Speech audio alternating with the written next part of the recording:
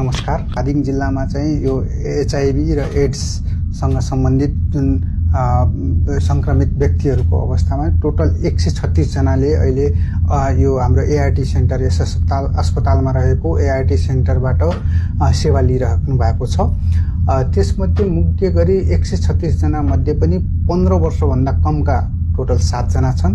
त्यस्तै गरी चाहिँ 15 वर्षभन्दा माथिका 129 जनाले सेवा लिइरहेका छन् भने त्यसमध्ये पनि अति जोखिममा रहेका केही के भन्छ ग्रुपहरू हुन्छन्। जस्तै गरी यो वैदेशिक रोजगारमा जाने, इन्डिया जाने, कुवेत जाने, हैन, त्यहाँ काम गरेर अनि फर्किनु भएको व्यक्ति जसमा चाहिँ एचआईभी पोजिटिभ छ, त्यस्ता टोटल चाहिँ 65 जना अहिले उहाँहरूले उपचार सेवा लिइराख्नु भएको छ भने अब त्यस्तै के भन्छ ड्राइभरहरू हुनुभयो, उहाँको श्रीमती भयो, हैन, उहाँको परिवार, उहाँहरूलाई चाहिँ लगभग 68 त्यस्तो चाहिँ 68 जना हुनुहुन्छ र आमाबाट बच्चामा सरेको लगभग 7 जना त्यस्ता किसिमका बिरामीहरू छन् भने अब यौनकर्मीहरू नै 3 जना छन्।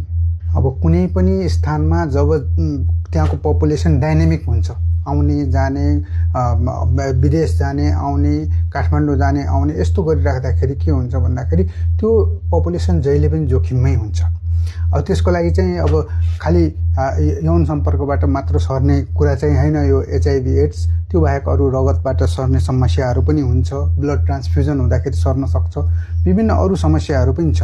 र त्यस्तै गरी अब जस्तो हाम्रो काठमाडौँ नजिक भएकोले के भन्छ यसमा चाहिँ अब के भन्छ तेस्रो लिङ्गी या के भन्छ ट्रान्सजेन्डरहरू ग्रुपहरू पनि सँग पनि सम्पर्कमा आउने, विभिन्न किसिमको ग्रुपहरूसँग कन्ट्याक्टमा आउने भएकोले पनि यो समाज अवश्य यो अर्को कुरा यो हाइवेसँग जोडिएको छ। लगभग 60-70 किलोमिटर हाम्रो हाइवेमा जोडिएको छ, जहाँनिर मुख्य गरी चलायमान हुने हाम्रो चालक साथीहरू हुनुहुन्छ।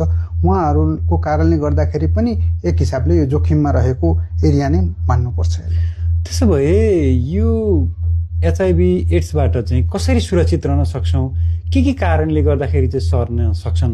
यसमा चाहिँ सुरक्षित रहनलाई तपाईँ हामी सबैलाई थाहा छ, पहिलो सबभन्दा बढी यो के भन्छ एचआईभी एड्स सर्ने भनेको असुरक्षित यौन सम्पर्कबाट हो।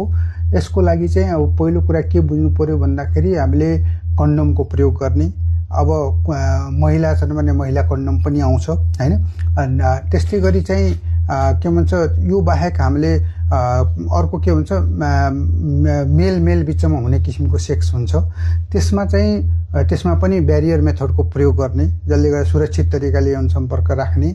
अर्को कुरा चाहिँ के भन्छ यस्तो एकदम भर्नेबल ग्रुप जसमा चाहिँ यो संक्रमणको धेरै जोखिम छ, उहाँहरूलाई आवश्यक मात्रामा हामी प्रशासन अस्पतालहरूबाट चाहिँ आवश्यक मात्रामा उहाँहरूलाई ब्यारियरको सपोर्ट दिने, हैन।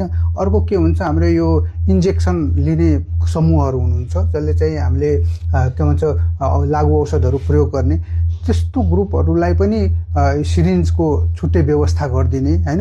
यस्तो गर्दाखेरि चाहिँ अवश्य नै हामीले धेरै मात्रामा जोखिम घटाउन सक्छौँ। अर्को कुरा कुनै टाइममा टेस्ट गर्न सक्यो भने त्यसबाट पनि हामीले यो पोजिटिभ छ या नेगेटिभ आएको छ यो कुरा समयमा पत्ता लगाउन सक्यो र उपचार सुरु गर्न सक्यो भने धेरै हदसम्म हामी यस्तो अवस्थालाई कम गर्न सक्छौँ, नियन्त्रणमा राख्न सक्छौँ। जस्तो नेपाली समाजमा चाहिँ एचआईभी संक्रमण भइहाल्यो भने चाहिँ मेरो चाहिँ जिन्दगी नै सकियो, अब चाहिँ म बर्बादै भएँ भन्ने खालको सोचाइ पाइन्छ, होइन। जस्तो एचआईभी हुँदैमा डराइहाल्नु पर्दैन, हामीले केही होसियारीहरू अपनाउँदै पनि कहिले त्यो संक्रमण हुन सक्छ नि त। हामीले होसियारीहरू अपनाउँदै पनि एचआईभी संक्रमण भइहालेमा चाहिँ के गर्नुपर्छ? सबभन्दा पहिला अब यसमा बुझ्नुपर्ने कुरा एउटा चाहिँ हाम्रो असुरक्षित यौन सम्पर्कको कारणले हुन्छ। अर्को कुरा चाहिँ रगतको टेस्टिङ नगर्ने, अहिले त अब त्यस्तो सम्भावना हुँदैन, सबै अस्पतालहरूमा चाहिँ टेस्ट गरेर नै रगत चढाइन्छ। तैपनि कहिलेकाहीँ भवितव्यको कारणले चाहिँ रगत ट्रान्सफ्युज भयो, त्यस्तो सङ्क्रमित रगत त्यसबाट पनि हुनसक्छ।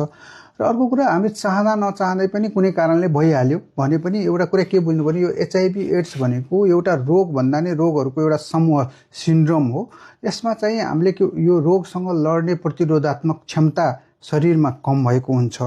त्यसले गर्दाखेरि के हुन्छ भने त्यो व्यक्तिमा फङ्गसको इन्फेक्सन हुने, मुखमा, छातीमा, फोक्सोमा, हैन, निमोनियाहरू हुने, जो एकदम कम रेयरली देखिने निमोनियाहरू त्यस्तो बिरामीहरूमा देखिन्छ। पखाला लागिराख्ने यस्ता किसिमको सिम्टमहरू देखिन्छ। यो देख्दाखेरि पहिलो कुरा चाहिँ सिम्टमहरू आउनलाई त धेरै वर्ष लाग्छ। सबभन्दा पहिला एचआईभी पोजिटिभ देखियो भने पनि आत्तिनु हुँदैन। समयमा उपचार सुरु गरेको खण्डमा शरीरलाई स्वस्थ राख्न सकिन्छ, त्यसलाई कन्ट्रोलमा राखेर स्वस्थपूर्वक जीवन यापन गर्न सकिन्छ।